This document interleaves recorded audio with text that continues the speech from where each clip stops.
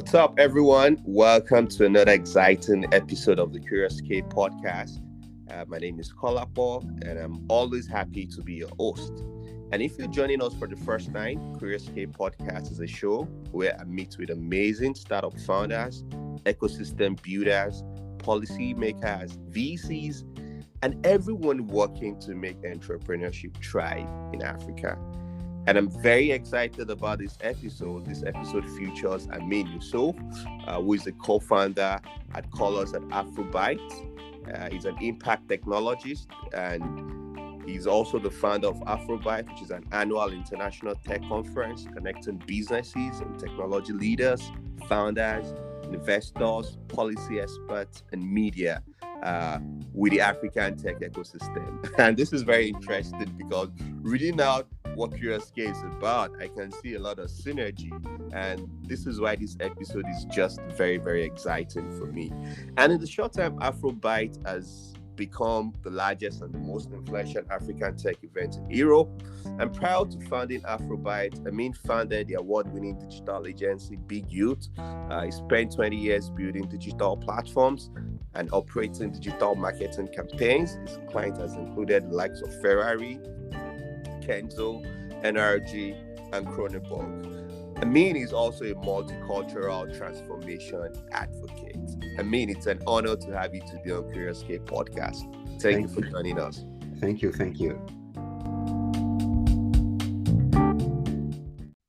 Yeah, and I remember, I think we met in Helsinki, right, in Yes, 2015. That's a long exactly. time ago. It's a long time ago. It was in 2015 at Slush conference in Helsinki. Yeah, and it's still great. We are keeping up the the relationship to now. That's like how many years now? Like 7 years. Wow, Oh yeah, 7 years, and I have to say that all the energy I felt from African entrepreneurs during those days led to the creation of Afrobytes. amazing. So Afro, you've not even founded Afrobytes at Slush then? Actually, I had an alpha writing project at the end of 2015, and it's really the people I met, and I could feel that something would have happened, something big would happen on the continent during Slush with the conversation I had with a lot of founders, and yes, it's just confirmed what I wanted to do, creating Afrobytes. Amazing. So how are you doing today? How is Paris? How is the weather? Oh, the weather is really nice. It's getting hot here, hotter and hotter. I hope not too hot because that's not a good sign for Not like summer. Lagos. I Yeah. doubt it's as hot as Lagos. So tell us about Big Youth. I know was a digital company you founded back in Yeah. 2014 and became a leading digital creative agency in Paris. Can you just walk us through that story? Oh yeah, rapidly. Actually, I started my career in digital activities in the late 90s, just before the bubble, the big bubble, the tech bubble that exploded in 2000. I was in a web agency and the bubble exploded. I was quite young and I was like, okay, maybe I should start freelance activity. So I started to build a studio, interactive design studio, and it worked very well. I was working with a lot of freelance, and then I decided that okay, actually I'm working with maybe 10 or 15 freelances on a regular basis. So maybe I should start a company, and I started Big Use in 2004. So we grew organically to up to 40 people, mainly developers, designers, project management, UX. And then I decided to sell the company, sorry, in 2014 to a larger group. And we had at this time very big clients, like you said, Ferrari, banks, automotive. I was operating in very, very various sectors, and it was all about digital transformation at this time. That was the topic, and how we can help those companies to start having digital activities, digital communication, getting clients through internet. Oh yeah, it was. Actually, no, at this time, entering the market in the early 2000 was quite easy, you know. It was when you had an agency, you could do newsletter, you could do flash development website. In terms of tech, it was quite accessible. And then it got more and more complicated. You could see more and more, for example, startups offering services when I started, uh, we didn't have MailChimp. So you had to build a newsletter in HTML for your clients. And then Wow. came actors like MailChimp and other actors. So the market became more and more fragmented. And you could see more competition coming from startup building tools. And now, for example, now, if you want to make a simple presentation website, you just go on Webflow or that kind of things. You don't need an agency. But I remember to tell you, I remember that when I started in digital activities in the late 90s, I remember that we were doing a website for banks. At this time, I remember that I worked on a project for a very simple website. I mean, like just editorial website with a few pages, not even we were not even thinking about having mobile at this time pages, and the budget was something like 1 million franc, which is like 150,000 euros at this time. Uh, Mm. that could be like largely more now. And this is a website that now you would do maybe in 15 days maximum. Hmm. Can So imagine. back at this time it was very different, and trust me, when I started I was really young, and uh, it was at the late 90s. It wasn't, you couldn't go, to school and to learn digital. You didn't have, training about all those technology. And I remember the first time I got my job, the recruiter just asked me that, oh, do you know how to do an email? I said yes. Do you know internet? I said yes. Okay, you are hired. you are I hire you. It's okay. Wow. So that was good time. Now it's very different. Like the level expected is very, very different, and the level of specialization is very important. There are a lot of information online. I think, I mean, the growth of the internet penetration too in Africa, in most of the African countries, smartphones and everything. I mean, this knowledge is available, right? Anybody can start learning how to be a digital marketer today. All right. And I can just imagine it, comparing it to late 90s and early 2000, how difficult was, I mean, because this information would just be in the public domain as it were today. Yeah, I mean, you know what? Late 90s when we started, in the internet space, I would say, to make it. The internet was very different at this time. I remember that when we started, people were just doing website, providing content for free, making links to all the website for free.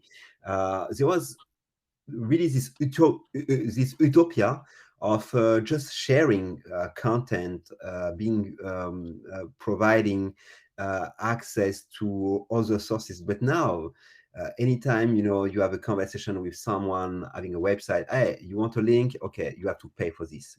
You want to me to advertise what you do? You have to pay for this. So at this time, I would say that. Um, Monetization of the internet and wasn't so much a topic. It was in a practice. It was more about creativity. That's key, creativity. You have to. But how did that evolve to founding Afrobyte? Oh, What led to that? Now you've built this agency. I mean, you have big clients. Then what made you decide that no. now it's time for you to launch a platform connecting startups in Europe to Africa? I mean that my background at the university is economics. I studied Adam Smith, Keynes, all those guys, analyzing how societies. And uh, in 2015, I quit it. I quit the company I founded, and I decided to start Afrobytes because it was obvious for me that with a continent of more than 1 billion people, uh, Hmm. getting more and more connected with the youngest population on earth, it was impossible that something not big would happen there. Africa is the big thing for this century. I was sure about this. I'm still sure about it. It was early stage to think this at this time. When I had conversation with people in 2015 about tech in Africa, people were just smiling at me, you know. And I remember, if you remember, when we were at Slush, um, it was quite hard to find a lot of startups raising $1 million. That Yeah, was when I that was was building my startup, then I think we're able, as at that point we are able to raise maybe like 50,000 US dollars, yeah. and we're like, one of the big early stage startups back back in those days. Yeah. But now nobody even comes out to say they've raised that kind of amount again. I mean, like, it's just 7 years ago. That's not. Yeah. I mean, look at what are the rounds now. We are talking about unicorns in Nigeria, soon in Kenya, in South Africa. It's here already. We see one now in Senegal, and we are talking about rounds of more than $100 million. Hmm. I mean, the growth rate is just super impressive, and we are just at the beginning of the curve. Uh, Absolutely. I mean, it's just the beginning of the curve because if you look at the size of our continent, because now when we talk about African tech, um, I think that we should, say, okay, we have tech in Nigeria, in Kenya, in some countries, but in many countries, you still have a lot to do. If you go in Angola, the potential is enormous. If you go in Madagascar, it's huge too. If you go in some other countries like Mali, etc., the growth potential is very impressive. And I think that in some countries it can happen really fast. And the good example of that is probably Egypt. Hmm. Who was talking about African tech in Egypt, like 5 years ago? We could That's right. we could barely see them in the ecosystem, in the conferences, etc., etc. And now Egypt is like one of the hottest place for tech in Africa. That's right. Growth has been phenomenal. So when was your first event for Afrobyte? And Uh, how was it like compared to the last one that you organized? And if you can just tell us what is the plan for the upcoming one? the first one was in 2016. It was in Paris. People asked me at first, but why do you do an African tech conference in Paris? I said, you know why? Because I want to have English speaking and French speaking founders under one roof. Hmm. And it happens that it's shorter and cheaper to do Casablanca to Paris than Casablanca to Dar es Salaam and vice versa. Hmm. So I just want to be like very pragmatic, and which is the point where people can reach easily in terms of logistics, not paying a lot with their travel. Paris and London are cool for that. It doesn't mean that we don't have to do events in on the continent. This is very important. But my place is here. I born here. I born in France. My network is here. So I consider Afrobytes as kind of ambassador for African tech out of his country, out of his borders.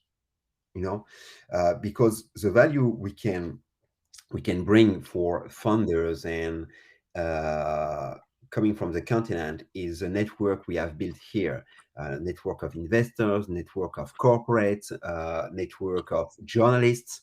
If you want to have the uh, biggest news outlets, those guys are located here in Paris and London. I mean, the BBC is in London. You can find them in Nigeria, but it's very recent. Maybe like five years ago that now they are covering really tech, but it took time. But so I think it's good to connect startups here with investors. We have a lot of investors here, as you know. Partech, they have their offices here. Briga, they have their offices here. Parco is here too. You have many VCs investing in African tech in Paris. Can you tell us some of like the impact of Afrobyte since you started in 2016, hosting the first conference, bringing investors, corporate together on the same roof? What do you think has been like one of the biggest learnings for you now? Because Oh, you're exposing startups in Africa to investors, all right, to French speaking investors, to English speaking investors under the same roof. What do you think was like the melting point in terms of, oh, so this is really happening? yeah, I think that first, yeah, we helped people to make a lot of connections. We were almost the first to have, imagine an African tech conference in English in Paris, with mostly people coming from Kenya, coming from South Africa, from Nigeria. So that was something. First, people were like, ah, that's weird. But we wanted this to happen. The second thing is that at this time, when you had a lot of conferences about Africa in Europe, but you could barely see um, African entrepreneurs on stage. I mean, Mm. that was really weird. Hmm. So I was like, okay, this is about our narrative, but we don't own our narrative. That's really weird. And when Afrobytes came, we started uh, to set up some standards here. And now I think that nobody dares to do an African tech conference without Africans on stage. So I think that maybe we had a little bit of impact on that, forcing the market to really give the microphone to African entrepreneurs, to African innovators and thinkers.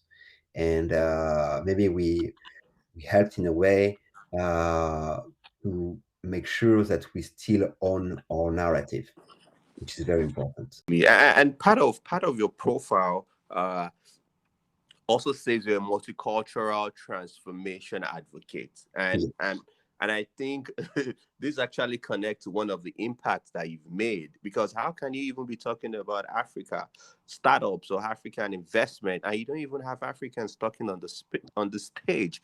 I Oh, mean, they can't even direct the narrative, and the fact that that has been able to change and people can listen, there is a platform that you can use to share our story. I think that's amazing.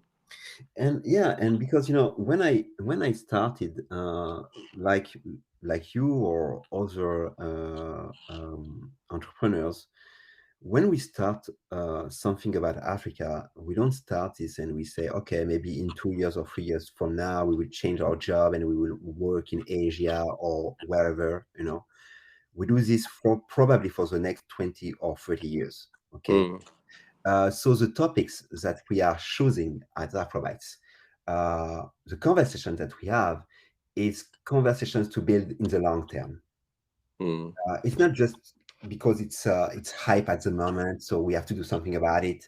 No, we try to think about, okay, but what is very important for Africans? What can build and transform the continent?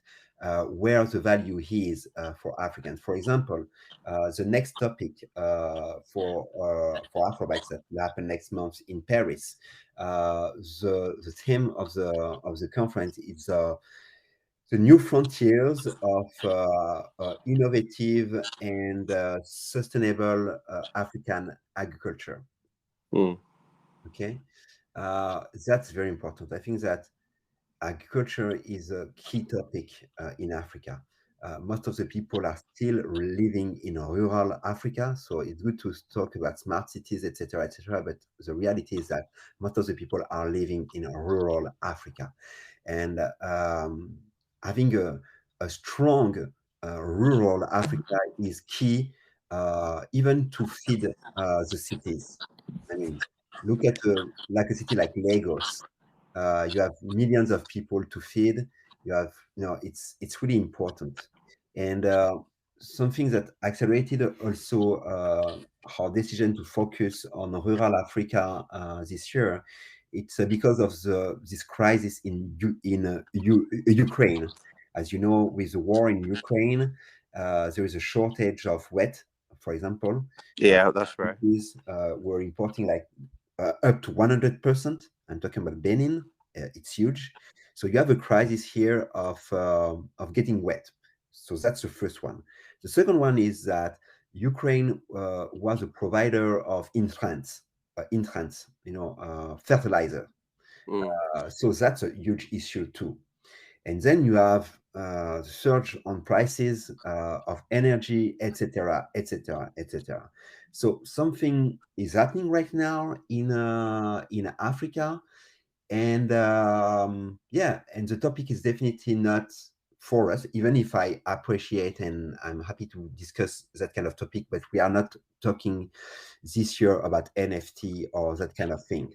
Okay, um, even if I have a lot of interest into this, I think it's very interesting. But I think that what is urgent now is how we can make sure that uh, African economies are resilient. And the first aspect of this resilience is to make sure that everybody get access to food. It might be very basic, but I think that's very important. And I think that what is showing the Ukraine war is that food is uh, is really important in terms of economic power, and it's important for Africa to be more independent on that. Uh, Yeah, food security. and the food security, and I think that food is such a big business. It's huge. I mean, seriously, that's one of the key sectors. We have developed another initiative at Afrobytes called the Colors. So it's another branch of Afrobytes, and we mainly focus on the perfumery and cosmetics, natural using natural ingredients from Africa. So I'm talking here about the shea butter, the vanilla, all those things, and Yeah. all those things are definitely very important for those industries, the beauty industry. And it's not just about providing those raw materials, because you will see, if you connect a little bit with what we do at the Colors, we discuss a lot about traceability. We discuss a lot about blockchain, about that kind of things, to make sure that we can trace all the products. Um, so yeah, there's a lot of tech to develop in rural Africa and rural economies. I think that's really interesting. I like the fact that he said this is urgent. Although we talk about like the new fancy technologies like blockchain, NFTs, smart cities, and all that, but I mean, we still all have to eat, and agriculture is very, very, very important. There are a lot of innovation that can still happen in that space, and I'm happy that there was a startup in Nigeria, Thrive Agric, that raised I Yeah, think maybe like 52 million US dollars recently. There was yeah, a time they had like issues and all that, but I think they bounced back and now they've raised more in equity and debt financing. Because even if you look at all the investments coming into Africa, I think over 60% are focused on fintech. All right, most of those investments are going into fintech, and I think we have less than 10, even if not less than 5% of those investment focused in agriculture. yeah, But in the first quarter of 2021, 2022, rather, I think, I mean, with tribal Greek investment, I think that has taken a very interesting percentage in terms of, I mean, investors focusing, on agriculture. yeah. And In- interestingly, another thing I would like to just talk about is there is a program that we run in this Idea Lab program, one of the startup programs that I manage, which is called Idea Lab program. It's a program focusing on helping early stage businesses get to product market fit, validate their business's idea, and all that. And we received over 1,400 applications Wow. across Nigeria, and over 50% of that application, they were ideas around agriculture. Mhm. Yeah. Yeah. I think you have to our listeners now, they have to understand that this year, once again, because of the crisis in Ukraine, agriculture is at the top agenda. It's the top agenda of, for example, the European Union. They are like super scary about what could happen in African Hmm. countries, like super scary. Scared. Sorry, not scary. Scared. Investing in this sector is very important. There's a lot of potential here, and for example, we have a fintech coming this year at Afrobytes, but they primarily do financial inclusion for farmers. So Hmm. you can even have fintech with the farmers. So it's not an opposition between fintech and agriculture. It just on what are we focusing exactly?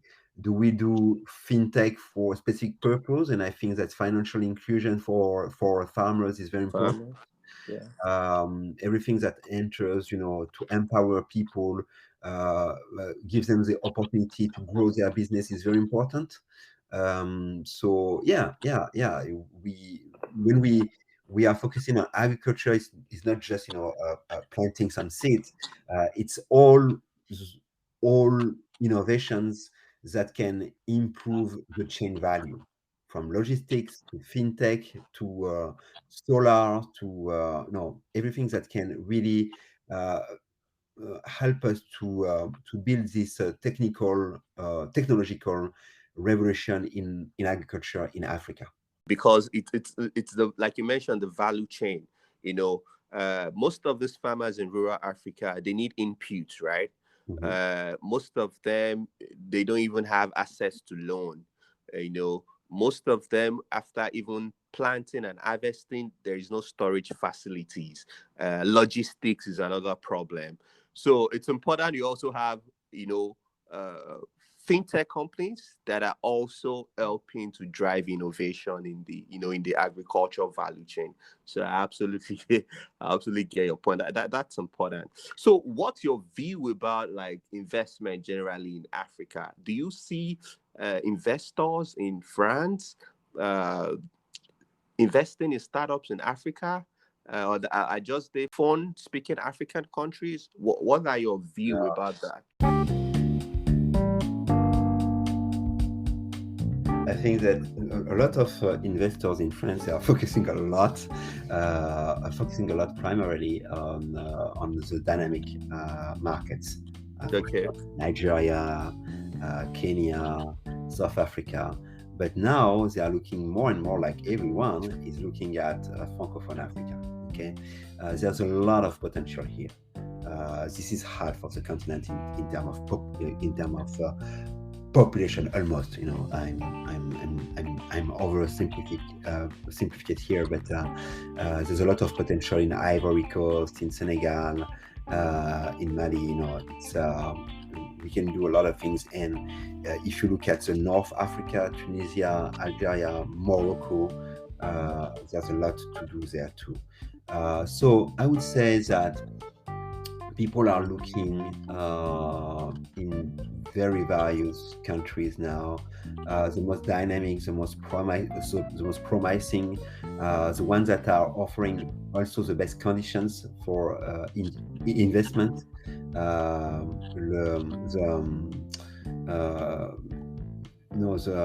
the quality of being able to do business is very important. I think that's why Senegal is going well. They started to have a policy for ICT a long time ago. They are consistent in their efforts. In some countries, Francophone countries, it's more difficult. but it will come. It will come, and when it will start, it will be like very, very. It will be an explosion. Will really grow very, very fast. Yeah, so I mean, it's been an amazing conversation. I mean, so as we round up, is there any other thing you'd like to tell us, maybe about the forthcoming Afrobyte conference, or any insight you'd just like to share to round up? I mean that I think a lot of, if you look at the numbers, if you go on Brighter Beaches or the data that are providing people like Max Bayen, you can see the curve of investment. I think that now, end of May, we have already done almost, we have doubled or more what has been done last year at the same time. So a lot of money is coming. So if you have planned to be in Europe this year, you definitely should come to Afrobytes this year, because from what I'm hearing here and there, people really want to invest in African tech now. It's really trendy. It's really trendy. Thank you, Ammin, for sharing that. Thank you. All right, Ammin. Yeah, thank you for joining us. Thank you for taking out the time to be with us today on Curious K podcast. It's been an amazing conversation. It's been an honor for me. All right. Thank you, everyone, for listening. I hope you enjoyed this episode. See you next time. Bye-bye.